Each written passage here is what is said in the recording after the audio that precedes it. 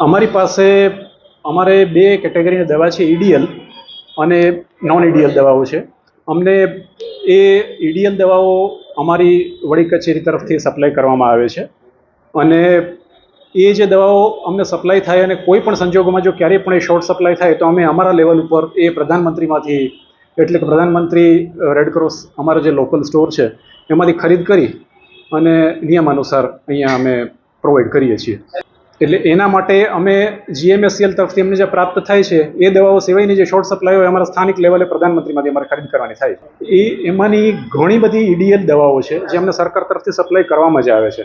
હા, અમુક વખતે એવું બને કે અમુક વખતે એનો જે હપ્તાવાર સપ્લાય હોય, હવે જ્યારે એક હપ્તો રિલીઝ થયો હોય એના પછી બીજો હપ્તો રિલીઝ થાય, એની વચ્ચેનો જે ગાળો છે એ દરમિયાનમાં જો અમારે એનું જે પુરવણી કરવી પડે એ પુરવણી અમે સ્થાનિક પ્રધાનમંત્રી સ્ટોરમાંથી ખરીદ કરી અને અહીંયા અમે સપ્લાય કરીએ છીએ. ઘણું ખરું થઈ જાય. અમે ટ્રાય કરીએ કે એ 24 કલાકની અંદર કરી શકીએ. જી.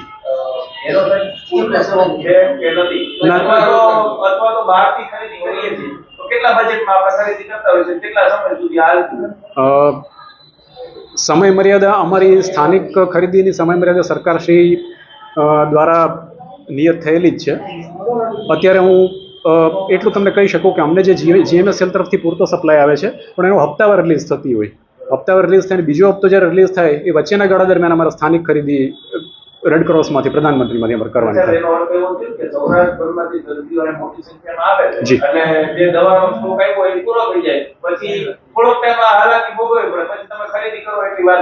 એટલે ઘણું ખરું તો સ્ટોક પૂરો થાય એની પહેલાં અમને જીએમએસસીએલ તરફથી સપ્લાય મળી જાય છે. પણ ક્યારેક એવું બને કે જ્યારે હપ્તાવાર રિલીઝ થતું હોય એ હપ્તાવાર રિલીઝમાં જો કોઈ પણ જગ્યાએ વચ્ચે થોડોક ગેપ પડે તો એ ગેપ અમારે પુરવણી કરવી પડે સ્થાનિક ખરીદીમાંથી. ઇન્ડિવિજ્યુઅલ દવા વિશે હું અત્યારે કોઈ કોમેન્ટ્સ નહીં કરી શકું. હું આટલું તમને માહિતી આપી શકું એના વિશે. તો પ્રધાનમંત્રીમાંથી અમે ખરીદ કરીને સપ્લાય કરીએ છીએ. એ સિવાયનું સિવિલ હોસ્પિટલ સિવાયના તંત્ર વિશે હું અત્યારે તો કોઈ કોમેન્ટ્સ નહીં કરી શકું. નહીં, બહારથી લખવાની અમારે કોઈ છૂટ પણ નથી. એટલું જ નહીં, પણ જે બહારથી કદાચ જરૂરિયાત તો પડતી હોય ઘણીવાર દર્દીને, તો એના તરફથી એક ડિમાન્ડ મોકલવામાં આવે છે. જે ડિમાન્ડ અમે સ્થાનિક પ્રધાનમંત્રીમાંથી ખરીદ કરી અને દર્દીને ઓપીડીમાં અથવા તો દર્દીના જરૂરિયાત પ્રમાણે અમે એને સપ્લાય કરીએ છીએ.